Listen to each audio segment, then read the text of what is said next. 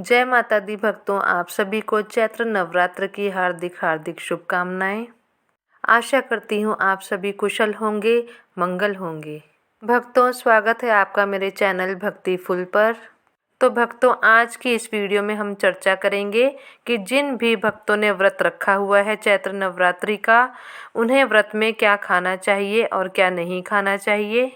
व्रत में हम कितनी बार नमक खा सकते हैं, अर्थात व्रत रखते हुए हम कितनी बार नमक ले सकते हैं। किन छोटी छोटी गलतियों से हमारा व्रत टूट सकता है और क्या सावधानियां हमें रखनी चाहिए। तो भक्तों, पूरी जानकारी मैं आपको इस वीडियो में दूंगी। वीडियो में अंत तक बने रहिएगा भक्तों। तो चलिए जल्दी से वीडियो स्टार्ट करते हैं। तो भक्तों, एक एक पॉइंट करके मैं आपको सारी वीडियो में बताऊंगी, आप ध्यान से सुनिएगा। तो भक्तों, सबसे पहले तो ये जान लेते हैं कि नवरात्रों में हमें भूल कर भी कौन से ऐसे काम हैं, कौन से ऐसे कार्य हैं जो हमें नहीं करने चाहिए। भक्तों, चैत्र नवरात्रि के दौरान कुछ ऐसे कार्य हैं जिनको भूल कर भी नहीं करना चाहिए, अन्यथा माँ दुर्गा नाराज़ हो सकती हैं। क्या है वो कार्य?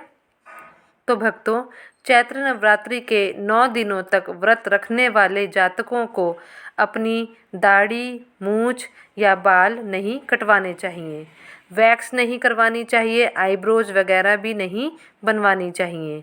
यदि व्रत नहीं भी किया है लेकिन घर में यदि कलश की स्थापना की है तो भी परिवार के लोगों को इन चीज़ों का परहेज़ करना चाहिए। नवरात्रि के दौरान घर में पूरे 9 दिनों तक सात्विक भोजन बनाना चाहिए। तामसिक भोजन जैसे प्याज, लहसुन, मांस, मदिरा से भी परहेज करना चाहिए। चैत्र नवरात्रि के दौरान यदि किसी जातक ने उपवास रखा है तो उसे दिन में बिल्कुल भी सोना नहीं चाहिए, बल्कि माता की भक्ति में ध्यान लगाना चाहिए। नवरात्रि व्रत करने वाले जातक नवरात्रि के दौरान चमड़े की वस्तु जैसे कि बेल्ट, जूते, चप्पल या पर्स आदि भी उन्हें धारण नहीं करने चाहिए और ना ही मंदिर के पास ऐसी कोई चीज़ रखनी चाहिए। नवरात्रि के दौरान व्रती फलाहार करते समय एक ही स्थान पर बैठकर फलाहार करें, वो ज़्यादा अच्छा होता है। चैत्र नवरात्रि के दौरान यदि आपने घर में माँ दुर्गा की अखंड ज्योत जलाई है तो घर खाली नहीं छोड़ना चाहिए। घर में किसी न किसी सदस्य को मौजूद होना ज़रूरी होता है। चलिए भक्तों, अब हम बात करते हैं कि जिन भी भक्तों ने नवरात्र का व्रत रखा हुआ है वह व्रत में क्या क्या चीज़ें खा सकते हैं। भक्तों, नवरात्रि व्रत के दौरान आप फलाहार कर सकते हैं जिसमें फल, दूध, दही, खोया, घर का निकला हुआ पनीर, घी, मक्खन, साबूदाना, कुट्टू का आटा, सिंघाड़े का आटा, सामक के चावल, चलाई की खीर और आलू जैसी चीज़ें आप खा सकते हैं। फलाहार में सभी तरह के फल शामिल होते हैं। सब्जियों में आलू, खीरा, अरबी, कद्दू, शकरकंदी, लौकी, हरी मिर्च, अदरक और हरा धनिया खाया जा सकता है। ड्राई फ्रूट्स की बात करें तो ड्राई फ्रूट्स में बादाम, अखरोट, पिस्ता और किशमिश खाया जा सकता है। मूंगफली, साबूदाने के चिप्स, आलू या साबूदाने के पापड़ भी खाए जा सकते हैं।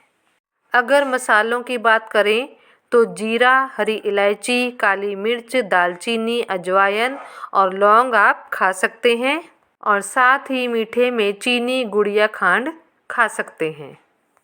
चलिए भक्तों, अब चर्चा करते हैं कि जिन्होंने भी नवरात्रि का व्रत रखा हुआ है वह व्रत के दौरान क्या नहीं खा सकते। तो देखिए, अनाज, गेहूँ, मैदा, चावल, सूजी, नमक जो नॉर्मल नमक होता है वो आप नहीं खा सकते हैं। बाकी सेंधा नमक आप व्रत में खा सकते हैं। व्रत में सेंधा नमक का उपयोग करिए। सब्जियों में प्याज, लहसुन बिल्कुल नहीं खाना चाहिए। मांसाहारी भोजन मांस, मछली, अंडे, इसके अलावा चाय और कॉफ़ी भी नहीं लेना चाहिए। मार्केट में जो पैकिंग वाले जूस आते हैं वो भी नहीं लेने चाहिए और कोल्ड ड्रिंक वगैरह भी हमें नहीं लेनी चाहिए। मसालों की अगर बात करें भक्तों, तो व्रत में हल्दी, हींग, गरम मसाला, लाल मिर्च हमें नहीं खाना चाहिए। अब एक प्रश्न और आता है भक्तों कि क्या नवरात्रि व्रत में हमें मूली और हरे मटर हम खा सकते हैं? तो देखिए भक्तों, नवरात्रि व्रत में हरे मटर नहीं खाए जाते क्योंकि ये राजसी सब्जी है। व्रत के दौरान फलियां और दालें जैसे बीन्स, छोले और मटर का सेवन भी नहीं किया जाता। मटर को अनाज और सब्जी दोनों में शामिल किया जाता है, इसीलिए इसे व्रत में नहीं खाया जाता। वहीं व्रत में मूली भी नहीं खानी चाहिए।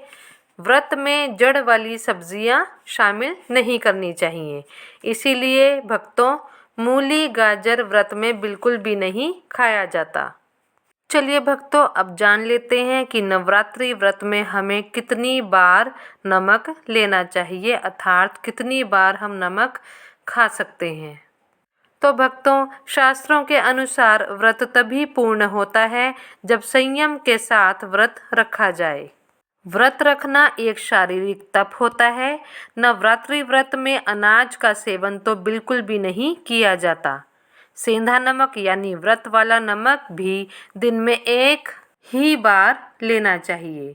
पर जैसा कि कलयुग है, हमारी शारीरिक क्षमता कमज़ोर होती है, इसीलिए साधक दिन में भी कुछ लेना चाहते हैं। ऐसे में भक्तों, नमक की जगह पर आप कुछ ना कुछ मीठा लें तो वो ज़्यादा अच्छा होगा। जैसे कि चलाई के लड्डू, चलाई की खीर वगैरह आप व्रत में ले सकते हैं। साथ ही व्रत के पूर्ण फल के लिए ज़रूरी है कि बार बार मुंह झूठा ना किया जाए।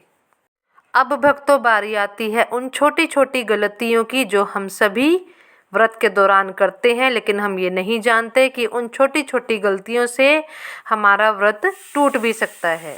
तो भक्तों, चलिए जानते हैं कौन सी हैं वो ऐसी गलतियां जो हमें नहीं करनी चाहिए। हिंदू मान्यताओं के अनुसार नवरात्रि व्रत के दौरान कुछ ऐसे कार्य होते हैं जो हमें नहीं करने चाहिए। उनका हमें विशेष ध्यान रखना चाहिए, जिससे कि हमारा व्रत टूट भी सकता है। जैसा कि व्रत वाले दिन दोपहर में सोना, किसी की बुराई करना, चुगली करना, निंदा करना, बार बार कुछ न कुछ खाना, व्रत में बार बार वॉशरूम जाना, शौच जाना, इन सभी चीज़ों से व्रत खंडित हो जाता है। व्रत के दौरान बहुत अधिक सोना या आराम करने से भी व्रत खंडित हो जाता है। व्रत में किसी के साथ गलत व्यवहार करना, गलत आचरण रखना या गलत मनोभाव रखने से भी व्रत खंडित हो जाता है भक्तों। व्रत में दिन भर कुछ ना कुछ खाते ही रहें, इससे भी व्रत खंडित हो जाता है। तो ये थी वो गलतियाँ जिनका ध्यान हम सभी को रखना चाहिए, नहीं तो हमारा व्रत कभी भी पूर्ण नहीं माना जाता। तो भक्तों, इन सभी बातों का ध्यान रखते हुए आप अपना व्रत पूर्ण करें, जिससे कि पूरे नवरात्रि व्रत का पूर्ण फल आपको प्राप्त हो और माँ भगवती आप पर प्रसन्न हो और आप पर सदैव अपना आशीर्वाद बनाए रखें। तो भक्तों, आज की वीडियो में बस इतना ही। फिर मिलूंगी एक नई वीडियो, एक नई जानकारी के साथ। वीडियो में अंत तक बने रहने के लिए बहुत बहुत धन्यवाद भक्तों। अंत में एक रिक्वेस्ट ज़रूर करना चाहूँगी भक्तों कि अगर आपको मेरी वीडियो पसंद आई हो तो प्लीज़ मेरी वीडियो को एक लाइक ज़रूर करें, वीडियो को शेयर करें, चैनल को सब्सक्राइब करें। इन चैत्र नवरात्रि में माँ भगवती का सदैव आप सभी पर आशीर्वाद बना रहे।